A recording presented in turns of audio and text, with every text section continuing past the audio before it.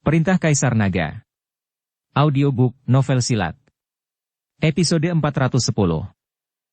Tidak masalah jika kau tidak mempercayainya, tapi izinkan aku memberitahumu, pedang pembunuh naga di tanganku adalah pedang harta karun dari sekte pemurnian senjata, dan pedang pembunuh naga ini telah dimurnikan oleh Penatua Jian.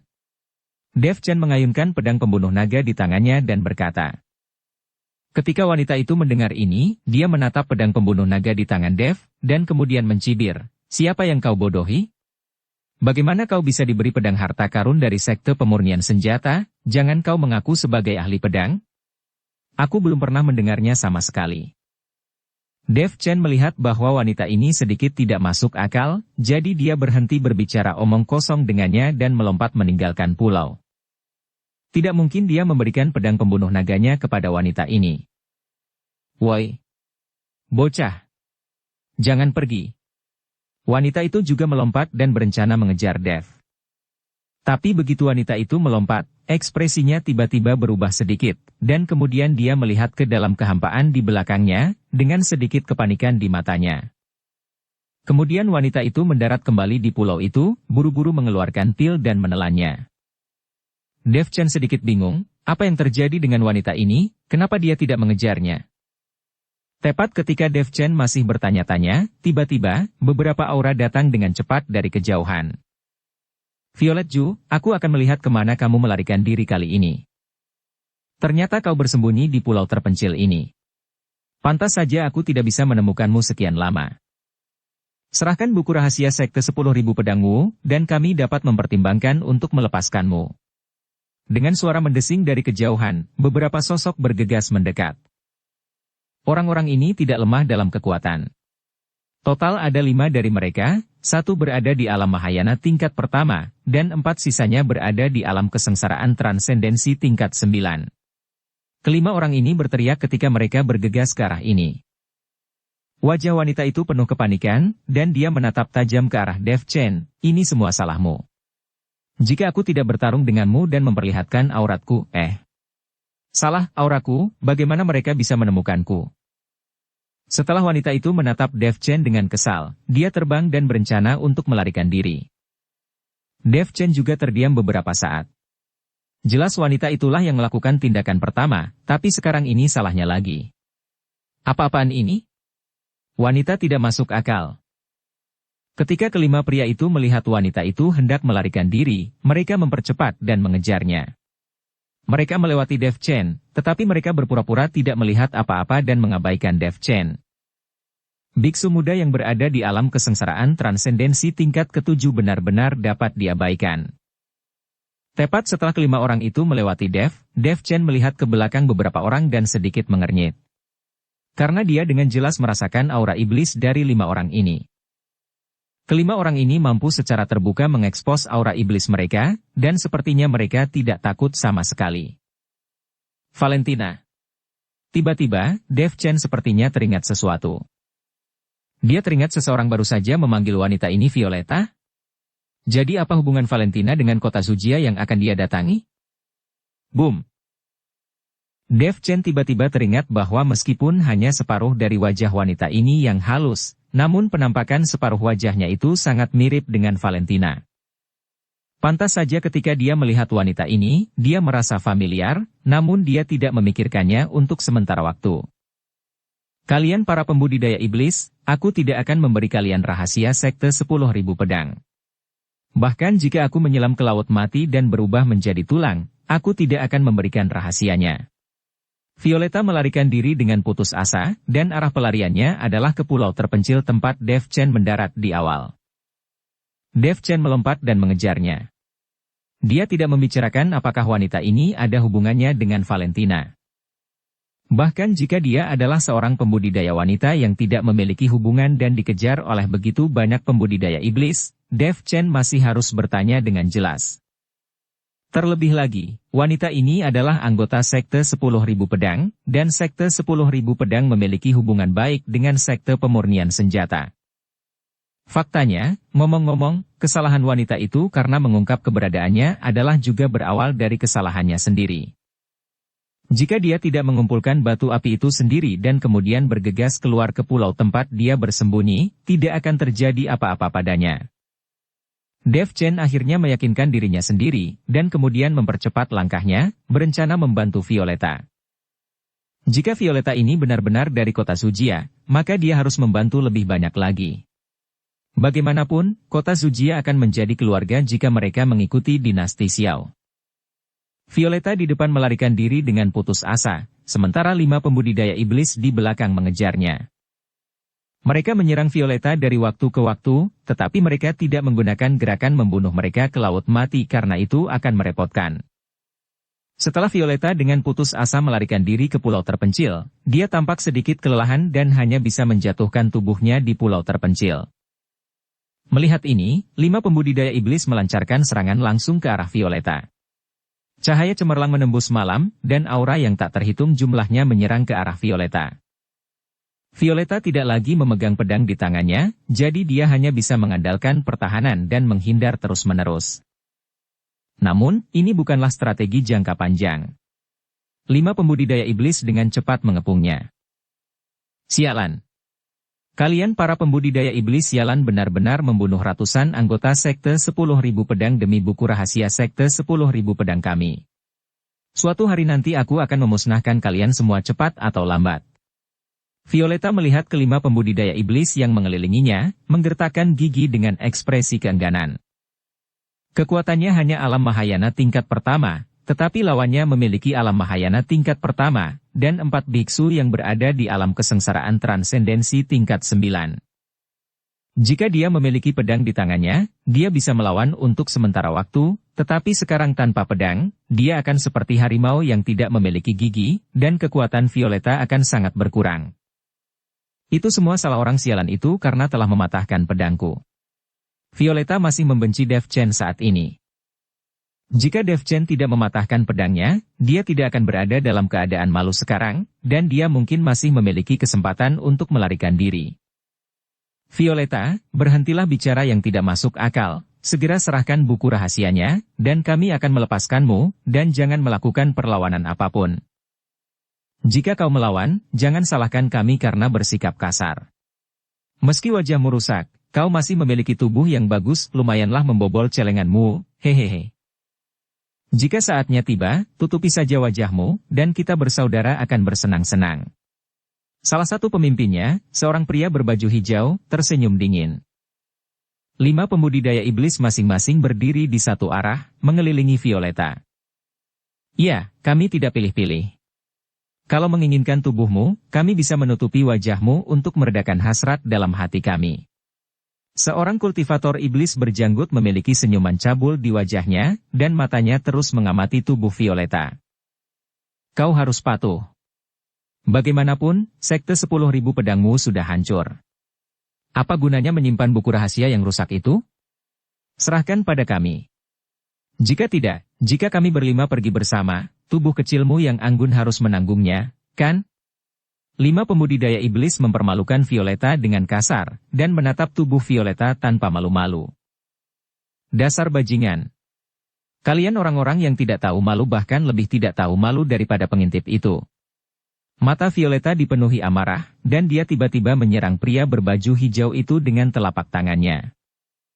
Pria berbaju hijau ini juga merupakan alam Mahayana tingkat pertama. Selama dia bisa terluka terlebih dahulu, maka 4 biksu di alam kesengsaraan transendensi tingkat 9 lainnya akan mudah untuk dihadapi.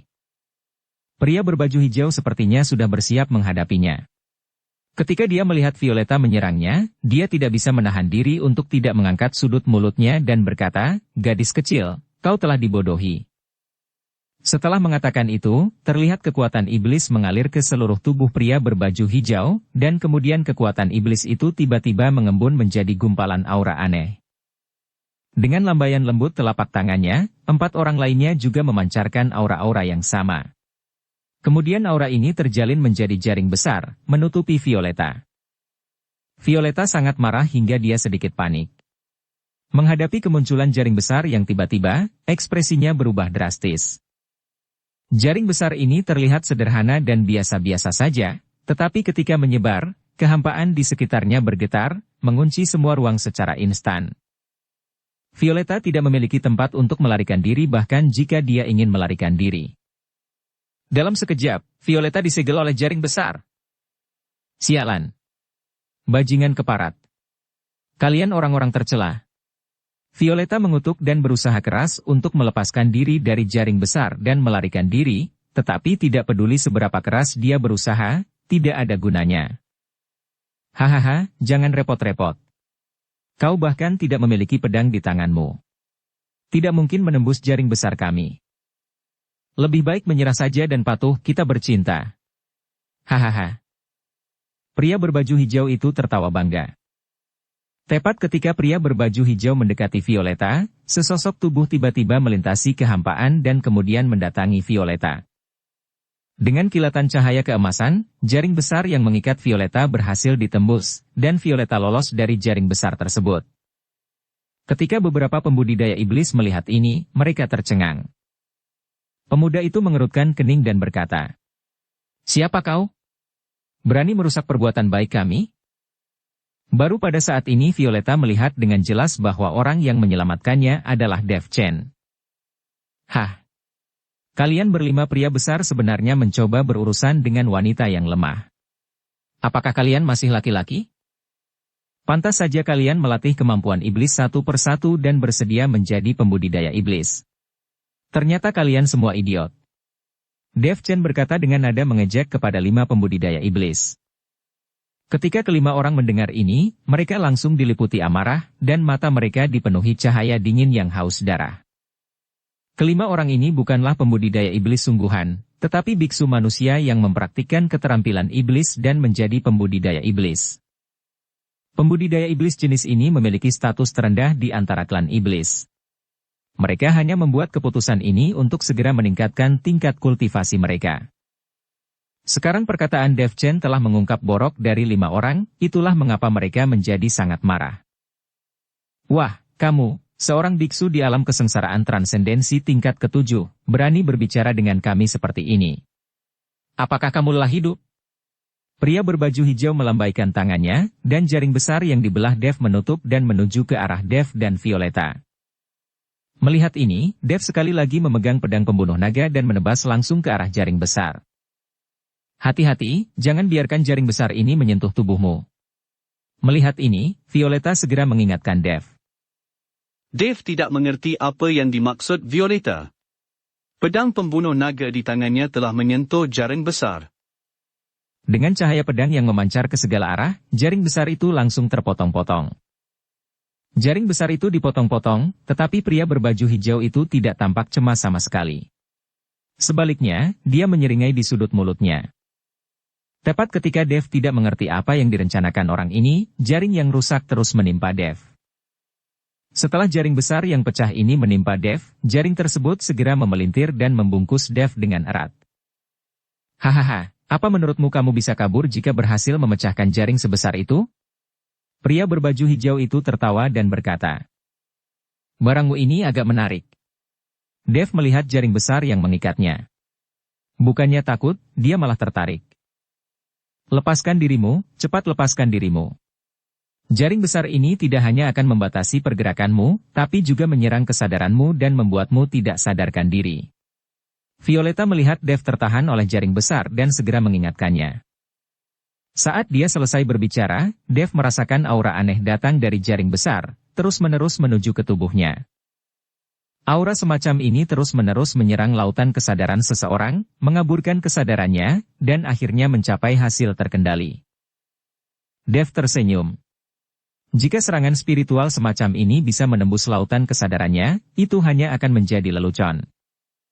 Belum lagi ada buku emas surgawi di lautan kesadaran, juga sisa jiwa Raja Iblis Awan Merah menjaga lautan kesadarannya. Dengan hal-hal kekanak-kanakan ini, mustahil untuk menembus lautan kesadaran Dev. Oh, kepalaku sakit sekali. Kenapa aku merasa menjadi bodoh? Dev tiba-tiba menutupi kepalanya dan berteriak kesakitan.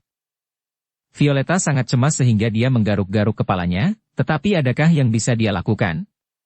Dia bahkan tidak memiliki senjata di tangannya, dan dia tidak dapat membantu Dev melepaskan belenggu jaring besar itu. Hahaha, dasar bodoh, sebentar lagi kamu akan berada di bawah belas kasihanku, aku akan membiarkanmu melakukan tarian erotis. Pria berbaju hijau tertawa terbahak-bahak saat melihat Dev seperti itu. Untuk sesaat, mata Dev seperti tidak bernyawa dan dia tampak seperti zombie. Jelas sekali bahwa lautan kesadaran telah ditembus dan tidak ada kesadaran spiritual. Ketika pria berbaju hijau melihat ini dan dengan satu gerakan, jaring besar di tubuh Dev ditarik kembali. Dev. Melihat ini, Violeta buru-buru melangkah maju dan mengguncang Dev, mencoba membangunkan Dev. Namun teriakan Violeta segera mengejutkan kelima pembudidaya iblis. Kamu bilang nama orang ini adalah Dev? Pria berbaju hijau memandang Violeta dan bertanya. Violeta memelototi pria berbaju hijau, tapi tidak memperhatikannya. Saudaraku, nama orang itu adalah Dev. Bukankah dia orang yang diburu oleh pemimpin aliansi dengan hadiah selama 100 tahun? Pembudidaya iblis berjanggut bertanya dengan suara rendah. Jika itu benar-benar dia, mungkin kita 5 saudara akan mati. Mereka semua mengatakan bahwa Dev itu sangat kuat. Begitu banyak orang yang gagal menangkapnya. Sekarang tampaknya reputasinya sia-sia. Kami hanya menangkapnya begitu saja. Pria berbaju hijau berkata dengan sangat bangga. Violeta tidak tahu apa yang orang-orang ini katakan, dan dia tidak tahu bahwa Dev diburu oleh aliansi penyegelan iblis dengan hadiah selama 100 tahun. Jika dia tahu, dia tidak akan begitu tenang ketika mendengar nama Dev. Lagi pula, nama Dev sangat terkenal di dunia surga dan manusia. Dev mendengarkan percakapan antara beberapa pembudidaya iblis dan mengetahui bahwa orang-orang ini sebenarnya adalah anggota aliansi penyegelan iblis. Bahkan tanpa keterkaitan dengan Violeta, Dev tidak akan melepaskan orang-orang dari aliansi penyegelan iblis ketika dia bertemu mereka. Nak, sekarang aku perintahkan kamu melepas pakaian wanita ini. Pria berbaju hijau memerintahkan Dev. Sekarang lautan kesadaran Dev seolah telah ditembus, dia telah lama kehilangan rasa kebebasannya dan sepenuhnya bergantung pada belas kasihan orang lain. Baiklah. Dev mengangguk dengan lesu, lalu meraih Violeta. Apa yang akan kamu lakukan? Cepat bangun. Ketika Violeta melihat Dev mencoba melepas pakaiannya, dia hanya bisa terus mengelak dan berteriak agar Dev bangun. Dia juga tahu saat ini bahwa Dev bukanlah orang jahat. Jika tidak, dia tidak akan membantunya keluar dari masalah, tetapi sekarang Dev dikendalikan oleh pihak lain, Violeta tidak bisa melakukan sesuatu pada Dev. Bagaimanapun, Dev jatuh ke dalam perangkap pihak lain untuk membantu dirinya sendiri dan menjadi seperti sekarang ini. Hahaha, cepat lepas, ayo lepaskan pakaiannya. Menarik sekali. Aku akan merekam adegan ini dengan kristal memori sehingga orang lain di aliansi penyegelan iblis dapat melihat bahwa Dev, yang sangat kuat dan hebat, berubah menjadi mayat berjalan di tangan kita 5 bersaudara. Setelah biksu berjanggut selesai berbicara, dia mengeluarkan kristal memori dan mulai merekam semua yang ada di tempat kejadian. Dev melangkah maju, meraih Violeta, dan terus merobek pakaian Violeta. Violeta mencoba yang terbaik untuk melindungi dirinya sendiri, dan berkata dengan tergesa-gesa, jangan lakukan ini. Jika kamu melakukan ini lagi, aku tidak punya pilihan selain bersikap kasar kepadamu. Ayo, cepatlah sadar. Jangan khawatir, aku tidak akan melepas pakaianmu. Saat ini, Dev tiba-tiba berbisik. Violeta tertegun dan menatap Dev dengan tidak percaya, apakah kamu tidak sedang dikendalikan? Dengan trik-trik kecil mereka, mencoba mengendalikan lautan kesadaranku hanyalah mimpi. Aku hanya menggoda mereka. Dev berkata sambil tersenyum tipis. Melihat ini, Violeta menghela nafas lega, lalu bertanya, lalu apa yang harus kita lakukan selanjutnya? Kita berdua berpura-pura berkelahi, kamu memancing seseorang, dan aku membunuhnya secara tiba-tiba. Kata Dev. Bagaimana aku bisa memancing mereka? Violeta sedikit bingung. Kemudian Dev merobek pakaian Violeta, memperlihatkan kulit seputih saljunya. Ah! Violeta panik dan langsung menampar Dev. Setelah pemukulan, Violeta merasa sedikit menyesal, tapi itu hanya reaksi naluriah. Dev Chen tidak berhenti karena tamparan itu. Dia masih menggerakkan tangan dan kakinya ke arah Violet, dan memeluk Violet dengan erat. Sialan. Saudaraku, meskipun lautan kesadaran anak bodoh itu dikendalikan, dia masih sangat bernafsu terhadap wanita. Biksu berjanggut itu berkata dengan kaget. Itu adalah sifat asli seorang pria. Anda mendekat dan merekam adegan ini. Saya ingin melihat bagaimana bocah itu akan bergaul di dunia surga dan manusia di masa depan. Pria berbaju hijau tersenyum dingin. Biksu berjanggut itu buru-buru mendekat dengan kristal memori, masih menjilat bibirnya. Tapi setelah dia mendekat, Dev Chen tiba-tiba melepaskan Violet, lalu menatapnya dengan wajah menyeringai. Biksu berjanggut itu terkejut, dan sebelum dia bisa bereaksi, dia hanya merasakan kilatan cahaya putih di depannya. Biksu berjanggut, yang berada di alam kesengsaraan transendensi tingkat ke-9, mengangkat kepalanya tinggi-tinggi dalam sekejap. Darah terus terciprat, dan tubuhnya jatuh dengan keras. Kristal memori di tangannya jatuh ke tanah dan tertimpa satu kaki. Melihat pemandangan ini, para kultivator iblis lainnya semua tampak tercengang, dan mereka langsung tercengang. Tepat ketika kepala biksu berjanggut itu jatuh, dia diusir. Pergilah ke ibumu, bangsat. Dev Chen menendang kepala biksu berjanggut itu ke laut mati. Saat laut bergulung, kepala berjanggut itu berubah menjadi tengkorak yang mengambang di laut dalam waktu singkat. Kau bahkan tidak dikendalikan? Pria berbaju hijau hanya bereaksi saat ini, ternyata begitu, tidak dikendalikan sama sekali. Hanya trik kecilmu, kau masih ingin menyerang lautan kesadaranku, sungguh lelucon. Jika saya begitu mudah dikendalikan, apakah menurut Anda aliansi penyegelan iblis masih akan menawarkan hadiah selama 100 tahun untuk memburu saya?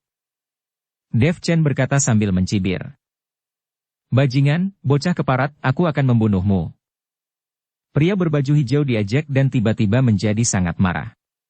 Dia mengeluarkan pisau panjang dan menuju ke arah Dev. Di udara, pria berbaju hijau mengacungkan pisau panjang dengan kuat, menebas 10.000 cahaya pedang, seperti badai, dan menembak ke arah Dev Chen.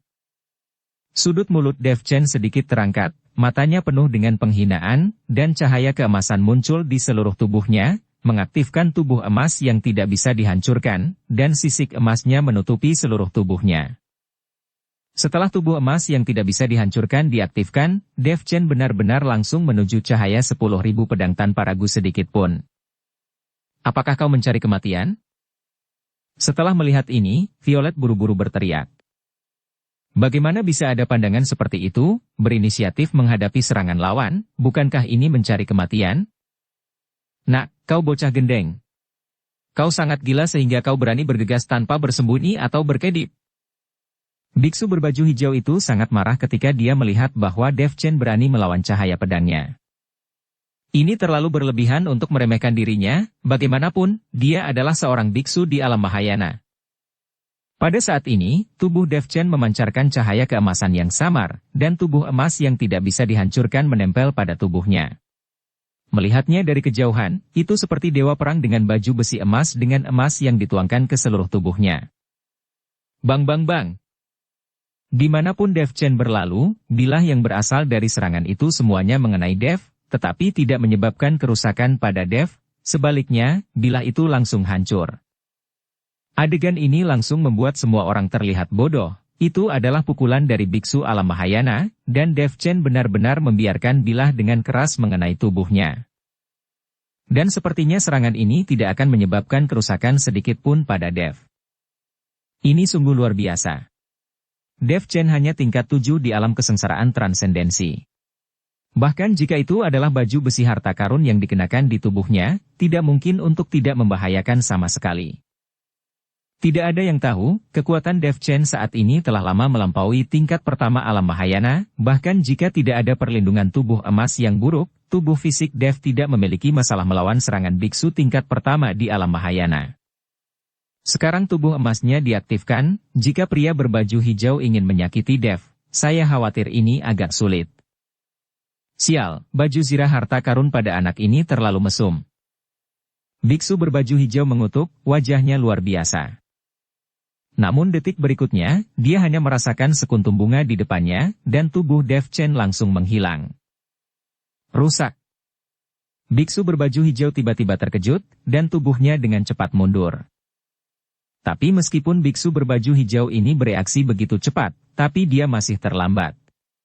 Dia melihat tubuh Dev Chen muncul dari udara tipis, dan kemudian pedang pembunuh naga di tangannya menebas.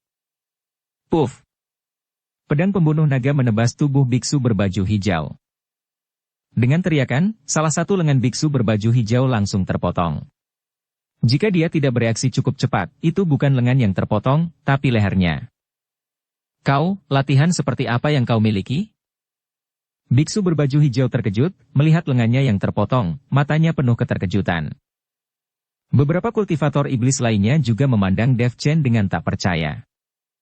Seorang biksu peringkat 7 di alam kesengsaraan transendensi memotong lengan seorang biksu dari alam Mahayana tingkat pertama dengan satu pukulan ringan. Ini terlalu keterlaluan. Bahkan Violet memandang Dev Chen dengan tak percaya.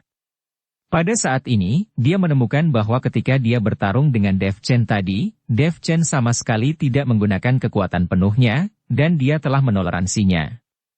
Kalau tidak, dengan kekuatan Dev, dia pasti sudah lama terluka. Memikirkan hal ini, Violet sedikit malu dan malu. Lagi pula, ketika Dev Chen muncul di awal, dia secara aktif menyerang Dev. Tidak peduli bagaimana Dev Chen menjelaskannya, dia tidak mendengarkan, dan akhirnya membiarkan pedangnya patah. Faktanya, Dev Chen tidak bisa disalahkan atas semua ini. Memikirkan hal ini, Violet merasa sedikit tidak masuk akal. Jangan terpana, ayo serang bersama-sama. Biksu berbaju hijau melihat Dev Chen sangat kuat, jadi dia berteriak kepada 3 pembudidaya iblis yang tersisa dengan ekspresi menyakitkan di wajahnya. Ketiga kultivator iblis ini bereaksi dan langsung mengepung Dev. Biarkan aku membantumu. Violet melihat bahwa para kultivator iblis ini semakin ingin menipu Dev, jadi dia melompat ke sisi Dev. Sebaiknya kau santai saja, perhatikan saja baik-baik dari samping, hanya kultivator iblis kecil ini saja tidak cukup bagiku untuk mengganjal gigiku. Dev Chen berkata pada Violet. Dev Chen bahkan tidak memperhatikan 3 pembudidaya iblis tingkat 9 di alam kesengsaraan transendensi. Bisakah kau benar-benar? Violet bertanya. Lihat saja, itu mudah. Aku benar-benar bisa. Dev Chen berkata dengan percaya diri. Baiklah, kalau begitu aku akan melihat kegembiraan dari samping. Setelah Violet selesai berbicara, dia benar-benar menyingkir dan berhenti membantu. Tapi ketiga kultivator iblis itu sangat marah sehingga mereka tidak bisa berkata-kata. Mereka bertiga, biksu tingkat 9 di alam kesengsaraan transendensi, sebenarnya dipandang rendah oleh Dev, biksu peringkat 7 di alam kesengsaraan transendensi saat ini. Jangan ceroboh, ayo lakukan bersama. Anak ini agak lain. Aura wilayahnya sangat tidak konsisten dengan kekuatannya. Jangan tertipu. Setelah biksu berbaju hijau menghentikan pendarahannya, dia mengingatkan 3 pembudidaya iblis lainnya dengan pisau besar di satu tangan. 3 kultivator iblis mengangguk dan melancarkan serangan terhadap Dev Chen pada saat yang bersamaan. 1 biksu dari alam Mahayana peringkat pertama, 3 biksu tingkat 9 di alam kesengsaraan transendensi, dan 4 orang itu menyerang dari arah yang berbeda. Seluruh tubuh Dev bersinar dengan cahaya keemasan, berputar-putar di udara, bertarung melawan 4 pembudidaya iblis ini. Violet di samping memperhatikan dengan kosong. Jika dia melawan para pembudidaya iblis ini sendirian, bahkan jika dia memiliki pedang di tangannya, mustahil untuk mengalahkan mereka. Tapi melihat Dev, sepertinya dia bisa menanganinya dengan sangat mudah, tetapi sebaliknya, para kultivator iblis itu dalam bahaya satu persatu. Saat Dev Chen bertarung dengan para kultivator iblis itu, permukaan laut, yang awalnya sangat sunyi, berguncang hebat, dan pulau terpencil terus meledak, dan lubang-lubang yang dalam muncul satu persatu. Pulau terpencil ini telah mengalami perang besar, dan sebuah lubang dalam yang mengarah ke dasar laut digali oleh unicorn api di bagian belakang. Itu sudah runtuh, dan sekarang ada pertempuran di atasnya lagi, dan pulau terpencil mulai tenggelam. Setelah melihat ini, Violet buru-buru melompat ke depan, seluruh tubuhnya melayang di udara, melihat pulau itu menghilang ke laut yang luas. Tanpa tempat tinggal, keempat kultivator iblis itu jelas panik. Jika Anda tidak sengaja jatuh ke laut mati, Anda akan langsung menjadi tulang putih. Dev Chen menebas dengan pedang, dan seorang kultivator iblis tidak bisa menghindar, dan langsung ditebas di dada. Seluruh tubuh orang itu langsung kehilangan kekuatan spiritualnya dan langsung jatuh ke laut mati. Dengan putaran laut, hanya dalam beberapa tarikan napas, kultivator iblis itu menjadi tulang putih, mengambang di permukaan laut mati. Ayo pergi, berhenti mengganggu, cari tempat tinggal dulu. Setelah melihat ini, biksu berbaju hijau tahu bahwa tidak realistis bagi mereka untuk melawan Dev, jadi mereka berencana membawa orang-orangnya untuk melarikan diri terlebih dahulu. Biksu berbaju hijau mengambil 2 kultivator iblis yang tersisa dan dengan cepat melarikan diri menuju pulau kecil tempat Violet pertama kali tinggal. Setelah melihat ini, Dev Chen menarik Violet dan dengan cepat mengejarnya. Melihat Dev Chen dan yang lainnya mengejar mereka, ketiga kultivator iblis itu sangat panik. Sekarang alih-alih mendapatkan buruannya, mereka telah menjadi mangsa sendiri. Saudaraku, cepatlah dan kirimkan pesan mara bahaya, atau kita semua akan mati di sini. Seorang kultivator iblis berkata kepada biksu berbaju hijau dengan ketakutan. Biksu berbaju hijau sedikit mengerutkan kening, dan akhirnya mengangguk, membuat cahaya merah. Cahaya merah langsung melesat ke langit, lalu meledak. Rusak, bangsat. Orang-orang ini meminta bantuan, diperkirakan ada kaki tangan mereka di dekatnya. Setelah melihat ini, Violet buru-buru berkata kepada Dev Chen. Jangan takut, bunuh sebanyak-banyaknya anjing yang mendatangimu. Anjing-anjing aliansi penyegelan iblis ini, jangan biarkan salah satu dari mereka hidup. Dev Chen sangat membenci pembudidaya iblis yang merupakan antek aliansi penyegelan iblis. Takut, bunuh sebanyak-banyaknya anjing yang mendatangimu. Anjing-anjing aliansi penyegelan iblis ini, 3 kultivator iblis datang dari langit di atas pulau kecil itu, tetapi setelah mendapatkan sedikit pijakan di pulau kecil itu, mereka segera melompat lagi dan melarikan diri ke kejauhan. Dev Chen membawa Violet ke pulau kecil dan ingin membawa Violet mengejarnya lagi, tapi Violet menariknya kembali. Tunggu sebentar, pulau kecil ini sudah kamu hancurkan, dan diperkirakan akan tenggelam juga. Saya ingin mengambil pohon suci itu. Violet berkata. Pohon suci? Pohon suci apa? Dev Chen tampak bingung. Violet tidak berbicara, tetapi menarik Dev ke arah tebing di pulau kecil itu. Di tebing, sebuah pohon yang tidak terlihat terlalu besar tumbuh di celah-celah bebatuan, dan dari pohon itu, aura peri terus bermunculan. Dev Chen terkejut dan melihat pohon itu dengan tak percaya. Bagaimana pohon ini bisa memancarkan aura peri? Mungkinkah ada tulang abadi di bawah pohon ini?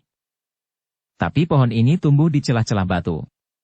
Dikatakan bahwa seharusnya tidak ada tulang makhluk abadi di bawah tanah, tetapi dari mana datangnya aura peri ini?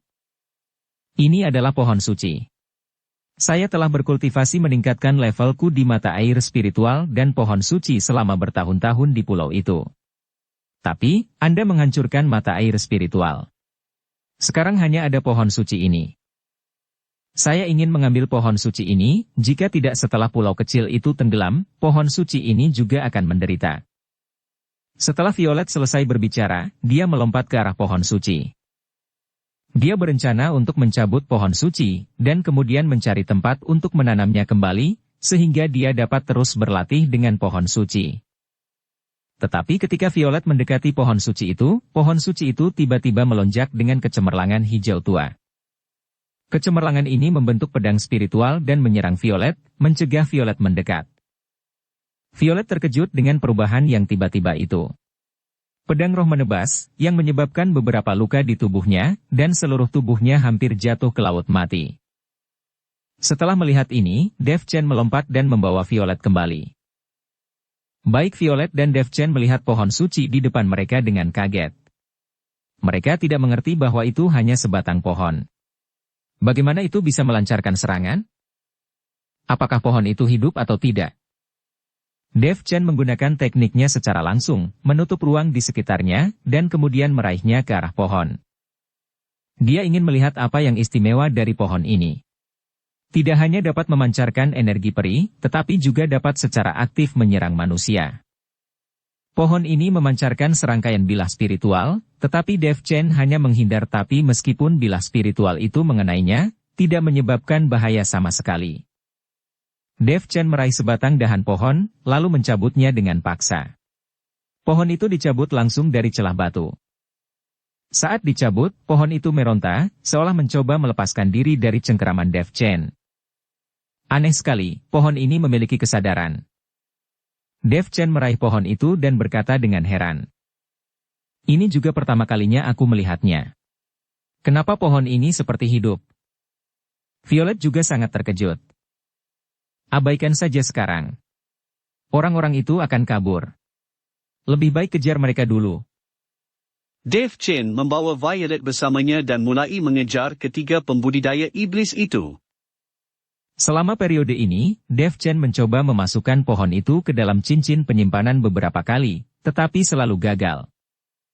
Semua tahu, cincin penyimpanan Dev Chen memang tidak bisa menampung manusia, tapi bisa menampung benda lain. Seperti pohon suci ini, seharusnya tidak ada masalah, tapi kali ini Dev Chen mencoba beberapa kali dan gagal. Dev Chen berhenti peduli, meraih pohon itu, dan mulai mengejar ketiga pembudidaya iblis dengan cepat. Tapi begitu mereka mengejar mereka dalam jarak yang cukup dekat, Dev Chen mengerutkan kening karena dia merasa banyak aura mendekati mereka dari jauh di dalam kehampaan. Dan ada lebih dari selusin orang, termasuk beberapa di alam Mahayana.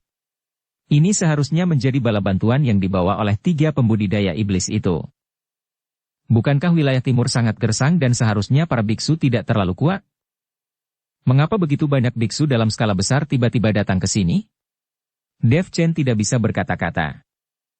Pada saat ini, ekspresi Violet juga sedikit berubah, dan dia merasakan banyak aura pria kuat, dan buru-buru berkata kepada Dev, celaka, seharusnya bala bantuan dari pembudidaya iblis yang telah tiba, dan ada cukup banyak dari mereka.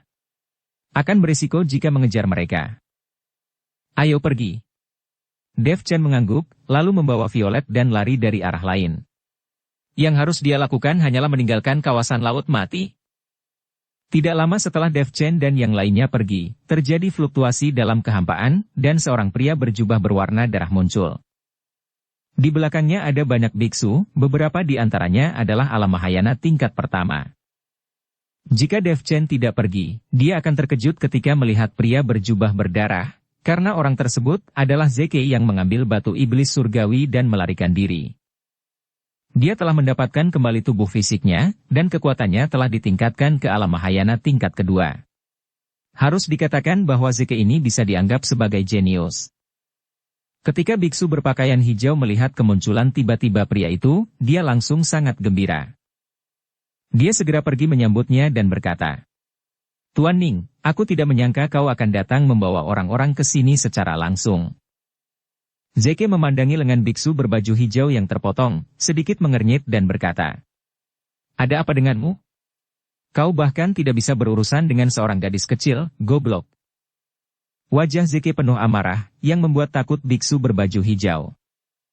Tuan Ning, jika hanya Violet saja, kami pasti sudah menangkapnya sejak lama, dan kami akan mendapatkan buku rahasianya.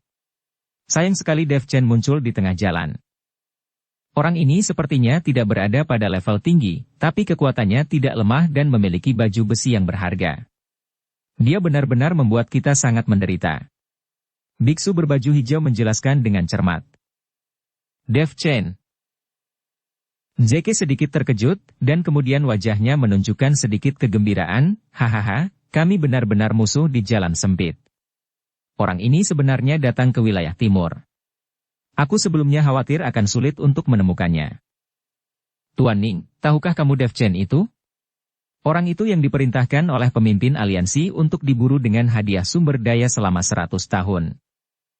Jika kita bisa menangkap Dev Chen, kita bisa menemui pemimpin aliansi untuk menerima hadiah selama 100 tahun. Biksu berbaju hijau buru-buru berkata. Kami tidak hanya mengenal satu sama lain, kami juga merupakan kenalan lama. Bagiku, Dev Chen jauh lebih penting daripada hadiah selama 100 tahun. Lalu di mana Dev Chen dan yang lainnya sekarang? Zeke bertanya. Biksu berbaju hijau menunjuk ke pulau di kejauhan dan berkata. Di sekitar pulau itu. Saat biksu berbaju hijau selesai berbicara, seluruh tubuh Zeke langsung berubah menjadi aliran cahaya dan menuju ke pulau. Yang lain melihat ini dan mengejarnya dari dekat.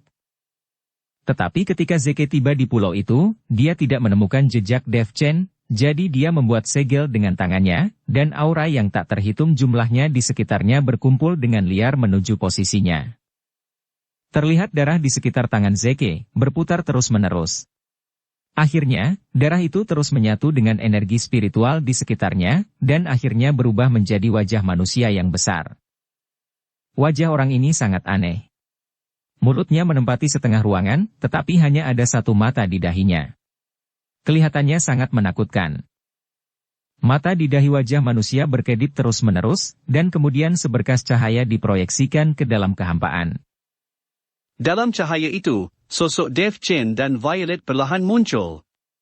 Dan saat dia melihat sosok Dev Chen, mata Zack menunjukkan kegembiraan. Dev Chen, akhirnya aku berkesempatan bertemu denganmu. Hehehe. Zeke memiliki senyum sinis di wajahnya. Dev Chen, yang sedang melarikan diri bersama Violet, tiba-tiba merasakan tubuhnya menegang, seolah ada sesuatu yang sedang menatapnya. Bahkan tindakannya sepertinya terpengaruh dan melambat. Bagaimana ini? Apa yang terjadi?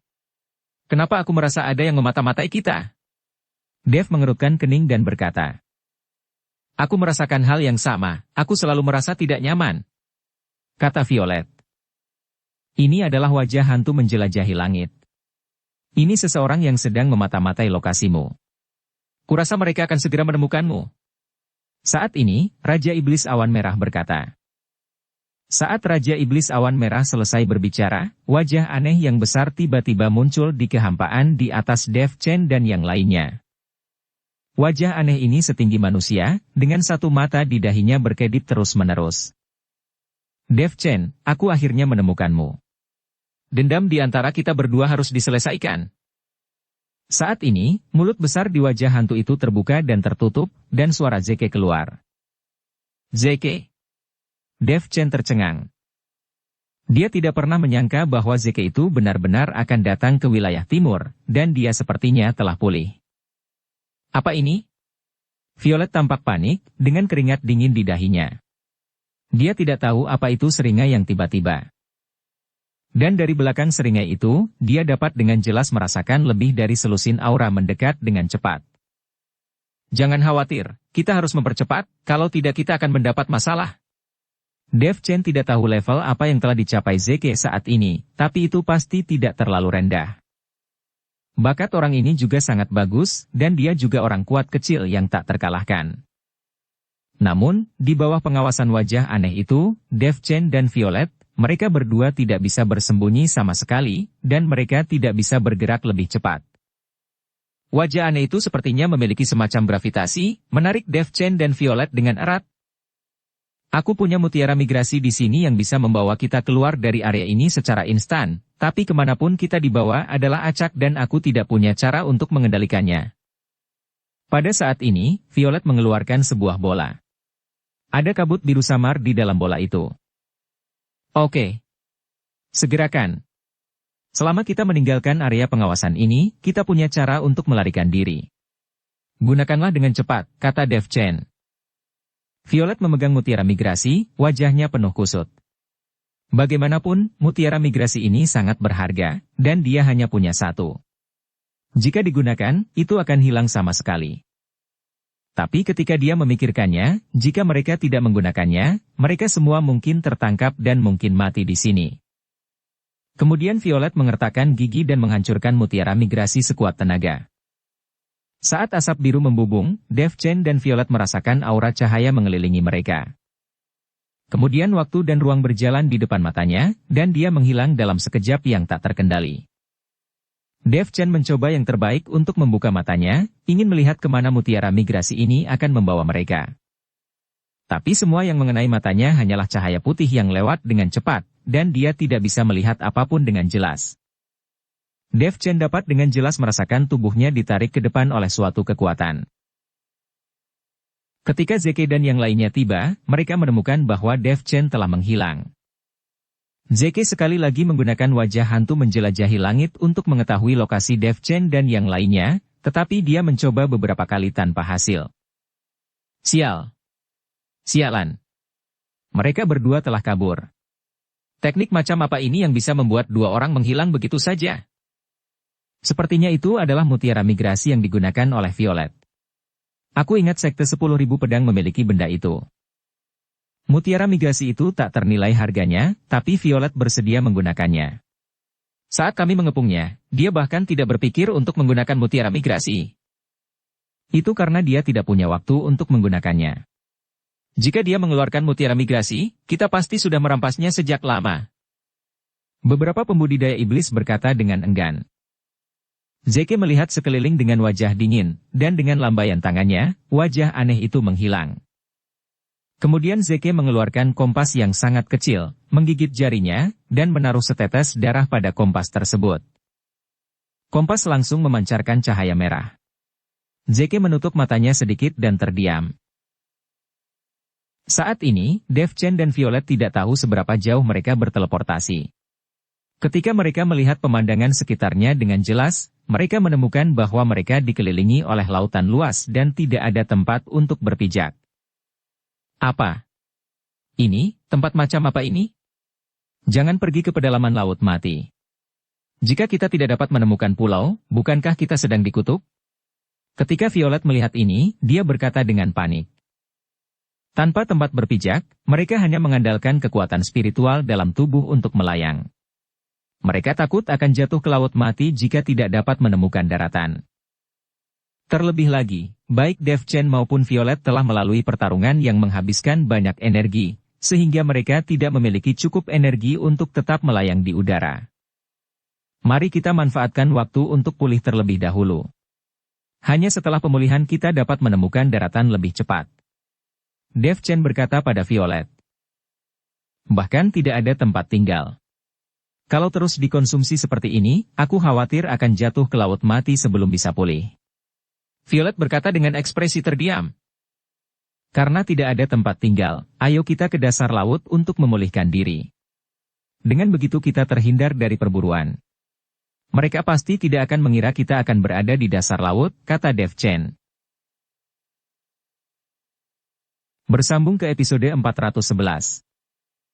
Dukung kami dengan subscribe, follow, like, komen dan share. Terima kasih.